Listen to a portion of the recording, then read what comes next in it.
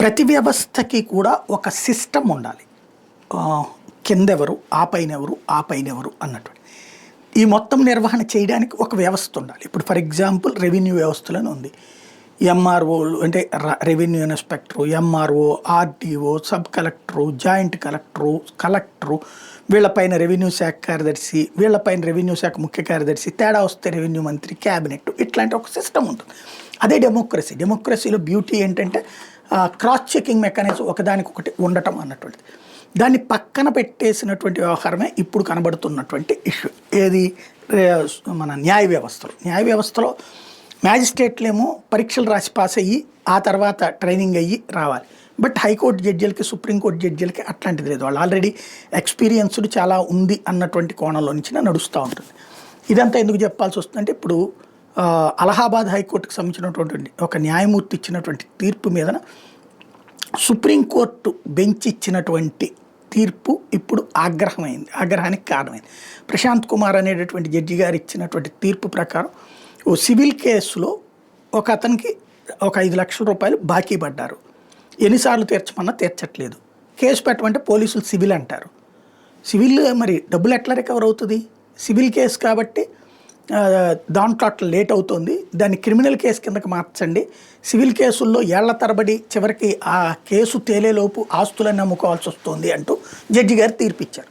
ఎన్నో ఏళ్ల నుంచి అబ్జర్వేషన్ అది. ఎందుకంటే ప్రతి సివిల్ కేసు దశాబ్దాలు పడుతుంది. చివరికి గెలిచినోడేమో ఇంటికి వెళ్ళి ఏడుస్తాడు, ఓడినోడేమో అక్కడే ఏడుస్తాడు. అట్లాంటి సిచ్యువేషన్కి ఒక సొల్యూషన్ ఆయన చెప్పారు. జ్యుడిషియరీలో విచక్షణాధికారాలు వాడటం అన్నటువంటిది రాజ్యాంగబద్ధ న్యాయస్థానాల్లో హక్కు.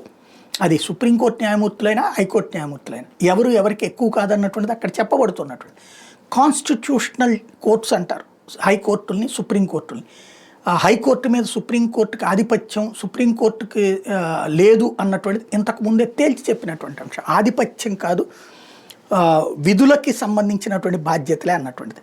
అట్లాంటి సందర్భంలో ఇప్పుడు ఆయన ప్రశాంత్ కుమార్కి అసలు ఏ డ్యూటీ వేయడానికి వీల్లేదు, క్రిమినల్ కేసెస్ అసలు విచారించడానికి వీల్లేదు, ఆయన్ని పక్కన కూర్చోబెట్టండి అంటూ సుప్రీంకోర్టు ద్విసభ్య ధర్మాసనం తీర్పిచ్చింది. దాని మీద హైకోర్టు న్యాయమూర్తులు ఆగ్రహం వ్యక్తం చేశారు. రోస్టర్ సిస్టమ్ అనేటటువంటిది హైకోర్టు చీఫ్ జస్టిస్ సిస్టమ్. ఆయనకి ఆర్డర్లు ఇవ్వడానికి సుప్రీంకోర్టు ఎవరు? సుప్రీంకోర్టులో ఒక బెంచ్ ఎట్లా చేస్తుంది? అవసరమైతే దీని మీద నా రాజ్యాంగ ధర్మాసనం అంతా కూర్చోండి తేల్చండి అంటూ దాదాపు 16 మంది న్యాయమూర్తులు సంతకం చేసి ఒక లెటరు ఇప్పుడు సుప్రీంకోర్టుకు పంపించారు. అంటే హైకోర్టు న్యాయమూర్తులు సుప్రీంకోర్టు తీర్పు మీద తిరగబడ్డం. మామూలుగా అయితే ఇట్లాంటి దాంట్లో సొల్యూషన్ ఏంటి? ఇప్పుడు కింద కోర్టులో తేడా వస్తే పైకోర్టుకి వెళ్తారు. పైకోర్టు మీదన కింద కోర్టు న్యాయమూర్తులు అందరూ కలిసి, అందులో 16 మంది అంటే ఆషామాషి కాదు, అంతమంది కలిసి సంతకం పెట్టినప్పుడు ఇప్పుడు ఇది న్యాయ వ్యవస్థలో లోకలోకలు అనడానికి వెళ్ళేది. ఇది చాలా మంచి పాయింట్. దీనివల్ల డెమోక్రటికల్గా బ్యూటీ అసలు ఏంటి, పరిష్కారం ఎవరు ఏంటి అనేది తేలుతుంది. న్యాయమూర్తులు నియమించే అధికారం ఉన్నటువంటి కొలీజియం న్యాయమూర్తులు తొలగించే అధికారం లేదు. ఇప్పుడు ఈ ప్రశాంత్ కుమార్ కూడా కొలీజియం ద్వారా నియమితుడైన ఆయన, మన జస్టిస్ వర్మ కొలీజియం ద్వారా నియమితుడైన ఆయన.